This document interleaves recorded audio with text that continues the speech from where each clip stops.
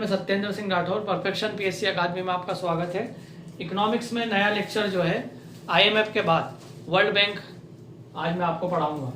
तो जैसा कि मैंने आपको आईएमएफ का इतिहास बताया था कि द्वितीय विश्व युद्ध के बाद अर्थात 1939 से 1945 के बाद अमेरिका और उसके मित्र राष्ट्र जब विजयी हुए तो युद्ध के पश्चात आर्थिक पुनर्निर्माण के लिए अर्थात इकोनॉमिक रिकंस्ट्रक्शन के लिए जितने भी देश थे अमेरिका और उसके विजित राष्ट्र उनके आर्थिक पुनर्निर्माण के लिए पैसों की आवश्यकता पड़ी। तो ऐसी स्थिति में अमेरिका ने वर्ल्ड बैंक की स्थापना की। इसके लिए जो सम्मेलन हुआ था वो 1944 में बेटन वुड्स में हुआ था, अमेरिका के शहर। और वहां पर बेटन वुड्स ट्विंस नाम से क्या हुआ था, एक प्रस्ताव पारित हुआ था जिसमें आईएमएफ और वर्ल्ड बैंक दोनों की स्थापना पर क्या किया जोर दिया गया था। आईएमएफ और वर्ल्ड बैंक जो है अमेरिका और उसके मित्र राष्ट्रों को आर्थिक पुनर्निर्माण के लिए क्या देंगे, ऋण देंगे। इसलिए बेटन वुड्स ट्विंस के तहत वर्ल्ड बैंक की क्या की गई, स्थापना की गई। आर्थिक पुनर्निर्माण की आवश्यकता क्यों पड़ेगी, सीधी सी बात है, 6 साल तक युद्ध लड़ा है अमेरिका के साथ उसके मित्र राष्ट्रों ने। तो ऐसी स्थिति में आर्थिक जो उसका इंफ्रास्ट्रक्चर है देशों का वो क्या हो जाएगा, पूरा नष्ट हो जाता है। तो ऐसी स्थिति में मित्र राष्ट्रों को आर्थिक पुनर्निर्माण की क्या है, आवश्यकता है। इसीलिए अमेरिका ने क्या किया, वर्ल्ड बैंक की क्या की है, स्थापना की थी। 1945 में स्थापना की और इस समय स्थापना की गई थी उस समय 27 देश इसमें थे, जिसमें भारत भी उसमें प्रमुख रूप से था। तो भारत संस्थापक राष्ट्रों में से, अर्थात वर्ल्ड बैंक की जब स्थापना हुई उस समय जब इसके 27 देश थे, जिस प्रकार आईएमएफ में 44 देश थे, उसी प्रकार स्थापना के समय वर्ल्ड बैंक में 27 देश थे। उसमें भारत भी क्या था, एक सम्मिलित राष्ट्र के रूप में क्या था, मौजूद था। तो बेटन वुड्स अमेरिका का शहर जहां पर सम्मेलन हुआ, बेटन वुड्स ट्विंस नाम से क्या हुआ, प्रस्ताव पारित हुआ जिसमें आईएमएफ और वर्ल्ड बैंक की स्थापना हुई। क्यों हुई, आर्थिक पुनर्निर्माण के लिए, किसके, अमेरिका और उसके मित्र राष्ट्रों के। ये हो गई बात। इसकी स्थापना 1945 में हुई और वर्तमान में इसमें 189 देश हैं और इसका जो मुख्यालय है वो वाशिंगटन डीसी में है। और मेलकम मालपास जो है वर्तमान में इसके क्या है, अध्यक्ष हैं और इसका मुख्यालय वाशिंगटन डीसी में है। ये जो इसका एक फुल फॉर्म भी कई बार पूछा जाता है कि वर्ल्ड बैंक का एक अन्य नाम क्या है। तो जो मैंने आपको शब्द बताया आर्थिक पुनर्निर्माण, तो उसके लिए आया है इकोनॉमिक रिकंस्ट्रक्शन। ये शब्द जो आया है रिकंस्ट्रक्शन अर्थात आर्थिक पुनर्निर्माण मित्र राष्ट्रों का करने के लिए उद्देश्य, उसी उद्देश्य को ध्यान में रखकर क्या हुआ है, वर्ल्ड बैंक बनाया हुआ। तो ये शब्द इसमें आया रिकंस्ट्रक्शन, जिसको हिंदी में बोलते हैं पुनर्निर्माण। अंतरराष्ट्रीय पुनर्निर्माण एवं विकास बैंक, हिंदी में इसको ऐसा भी बोला जाता है, अंतरराष्ट्रीय पुनर्निर्माण एवं विकास बैंक, या इसको बोला जाता है IBRD, International Bank for Reconstruction and Development, या इसका अन्य नाम क्या है, साधारण नाम इसका वर्ल्ड बैंक है। कई बार प्रतियोगी परीक्षाओं में इसका पूर्ण रूप आपसे क्या कर लिया जाता है, फुल फॉर्म इसका पूछ लिया जाता है कि इसका फुल फॉर्म क्या है। तो आपका इसका फुल फॉर्म याद रखना है, हिंदी में भी और इंग्लिश में भी।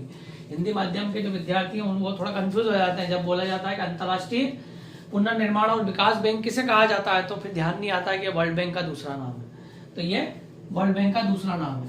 तो जब शुरुआती जो उद्देश्य था वर्ल्ड बैंक का वो था आर्थिक पुनर्निर्माण, और वर्तमान समय में जो इसका जो उद्देश्य है वो चेंज हो गया है। अब ये सामाजिक, आर्थिक और तकनीकी विकास के लिए क्या करता है, लॉन्ग टर्म लोन देता है अविकसित राष्ट्रों को, गरीब राष्ट्रों को, विकासशील राष्ट्रों को। ये क्या करता है, सामाजिक, आर्थिक, तकनीकी विकास के लिए, शैक्षणिक विकास के लिए, स्वास्थ्य सेवाओं के विकास के लिए, इंफ्रास्ट्रक्चर के डेवलपमेंट के लिए क्या देता है, ये लॉन्ग टर्म लोन देता है। इसके लोन जो होते हैं 40-40 वर्ष की अवधि में चुकाए जाने वाले होते हैं, अर्थात लॉन्ग टर्म लोन देता है। तो ये ध्यान रखना है कि वर्तमान जो उद्देश्य है वो रिकंस्ट्रक्शन तो है ही है, साथ ही साथ सामाजिक, आर्थिक, तकनीकी, शैक्षणिक विकास भी क्या है, के लिए भी क्या करता है, यह गरीब राष्ट्रों को, विकासशील राष्ट्रों को या अविकसित राष्ट्रों को क्या करता है, लॉन्ग टर्म ऋण प्रदान करता है। इसकी जो कुल संस्थाएं हैं वो 5 है, जैसे आईबीआरडी, आईएफसी, आईडीए, मीगा और आईसीएसआईडी। इन 5 संस्थाओं की मदद से क्या करता है वर्ल्ड बैंक अपना कार्य प्रणाली क्या करता है, संचालित करता है। सबसे पहला जो नाम से स्पष्ट है IBRD, international Bank for Reconstruction and development, इसकी स्थापना कब हुई थी, 1945 में, जो कि क्या करता था, अमेरिका और उसके मित्र राष्ट्रों को आर्थिक पुनर्निर्माण के लिए क्या देता था, लॉन्ग टर्म ऋण प्रदान करता था। फिर 1956 में अंतरराष्ट्रीय वित्त संगठन इंटरनेशनल फाइनेंस कॉर्पोरेशन नाम से क्या हुई, एक इसकी अनुषंगी संस्थान अर्थात इसकी सहयोगी संस्थान क्या हुई, स्थापना हुई। इसको बोला गया अंतरराष्ट्रीय वित्त संगठन। ये क्या करता है, यह आर्थिक सामाजिक विकास के लिए क्या करता है, सदस्य राष्ट्रों को क्या करता है, ऋण की व्यवस्था करता है। जैसा यहाँ पर लिखा हुआ है वित्त, अर्थात ये ऋण या वित्त की व्यवस्था IFC के माध्यम से की जाती है। ठीक है, सदस्य राष्ट्रों के लिए आर्थिक सामाजिक शैक्षणिक तकनीकी विकास के लिए क्या देगा, ये दीर्घकालीन लोन के लिए वित्त की व्यवस्था कौन करेगा, आपका IFC करेगा। फिर अंतरराष्ट्रीय विकास संगठन है, ये क्या करता है, सदस्य राष्ट्रों के विकास कार्यक्रम की क्या बनाता है, रूपरेखा बनाता है। अंतरराष्ट्रीय विकास संस्थान अर्थात प्रारूप ये बनाएगा और पैसा कहां से प्राप्त होगा, पैसा देगा आपको IFC देगा। तो ये IDA होता है और ये होता है आपका IFC होता है। तो ये इसकी स्थापना 1960 में हुई थी। फिर अगला है आपका मीगा। मीगा को बोलते हैं मल्टीलेटरल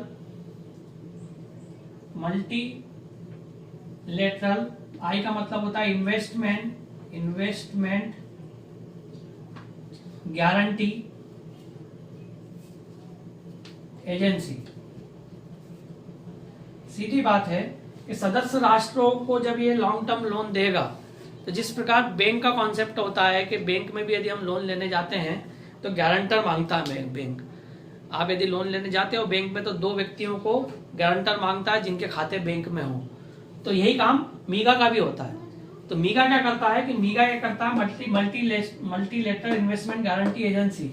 मान लो सदस्य राष्ट्र है, सदस्य राष्ट्र कोई बड़ी योजना के तहत कोई प्लान बना कर प्रस्तुत कर रहे हैं कि वर्ल्ड बैंक के सामने, तो ये मीगा जो है क्या लेगा, उसकी गारंटी एजेंसी के रूप में क्या करता है, वह काम करता है। वो उसकी गारंटी एजेंसी के रूप में क्या करेगा, काम करता है। और जो इसका अगला जो है इसका संगठन है ICSID international centre for settlement of investment dispute, जिसका की नाम है international centre for settlement of investment dispute. अर्थात यदि सदस्य राष्ट्रों के मध्य यदि कोई डिस्प्यूट हो गया, वर्ल्ड बैंक ने जब लोन दिया है और लोन किसी 2 या 2 से अधिक राष्ट्रों को दिया है और उनके मध्य या वर्ल्ड बैंक या ऋण लेने वाले राष्ट्र के मध्य को यदि कोई डिस्प्यूट होता है, तो ये डिस्प्यूट को निपटाने का काम कौन करता है, ICSID के द्वारा क्या होता है, क्या किया जाता है, इस डिस्प्यूट को निपटाया जाता है। ठीक है, तो ये होता है आपका वर्ल्ड बैंक की क्या होती है, पूरी संरचना होती है, जो कि प्रारंभ में आर्थिक पुनरुद्धार के लिए ऋण देता था और वर्तमान में आर्थिक सामाजिक शैक्षणिक तकनीकी और सभी तरह के विकास के लिए क्या करता है, सभी विकासशील देशों को, अविकासशील देशों को और गरीब राष्ट्रों को क्या करता है, लॉन्ग टर्म ऋण प्रदान करता है। IMF के वर्तमान में कितने सदस्य हैं, 189 इसके देश क्या है वर्तमान में इसके सदस्य। भारत इसके संस्थापक राष्ट्रों में है और इसका जो अध्यक्ष है वो जो है David are Malpass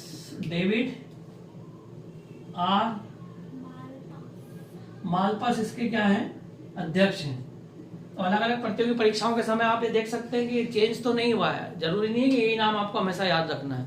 world bank का जो अध्यक्ष है, जब भी आप परीक्षा की तैयारी करेंगे तो उस समय करंट अफेयर में आप देख लीजिए कि ये नाम चेंज तो नहीं हुआ है, डेविड आर मालपास। और हमेशा आपको ये भी याद रखना है कि वर्ल्ड बैंक का जो भी अध्यक्ष होता है, जो भी प्रमुख होता है, जो भी हेड होता है, वो हमेशा अमेरिका का ही व्यक्ति होता है, USA का ही व्यक्ति होता है ये। और एक चीज और याद रखना कि जिस प्रकार ये होता है वर्ल्ड बैंक होता है, इसी प्रकार आपने एशिया का एक बैंक का नाम सुना होगा ADB, जिसके बारे में भी हम आगे पढ़ेंगे, एशियन डेवलपमेंट बैंक।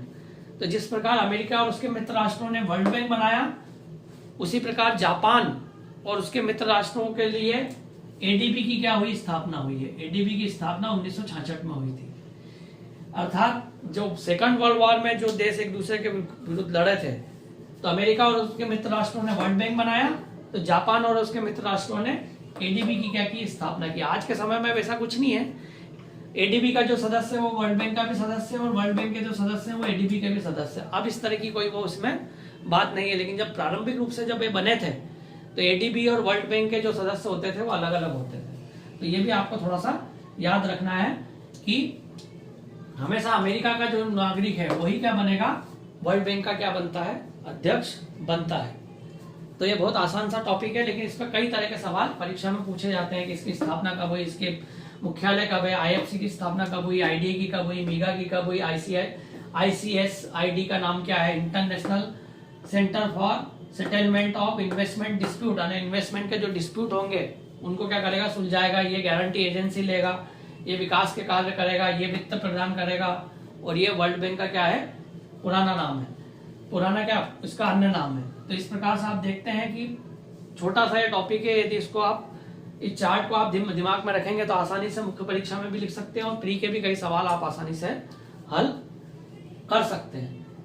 मैंने एक जो आरबीआई का कार्य पढ़ाया था, उस आरबीआई के लेक्चर में एक थोड़ा सा गलती मेरे से ये हो गई थी कि मैंने आरबीआई की जो स्थापना हुई थी 1935 में, तो उसकी जो कुल पूंजी मैंने बता दी थी 100 करोड़, जबकि उसकी कुल पूंजी उस समय कितनी थी, 5 करोड़ की पूंजी थी उस समय आरबीआई की। ये थोड़ा सा आप ध्यान रख दीजिए, उसमें करेक्शन कर लीजिए उस वीडियो में कि मैंने आरबीआई की स्थापना के समय 100 करोड़ बता दिया था, जबकि एक्चुअल में वो 5 करोड़ है और 100 रुपए के शेयर उसमें जारी किए गए थे।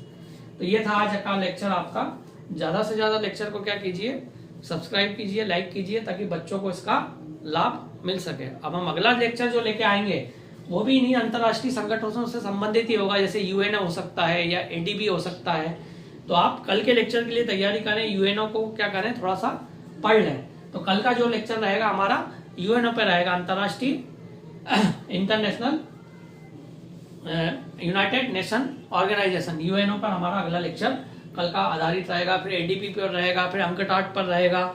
इस तरीके से हमारे लेक्चर जो अंतर्राष्ट्रीय संगठन है इकोनॉमिक्स में महत्वपूर्ण, वो सब संगठन में आपको बताऊंगा। धन्यवाद, जय हिंद।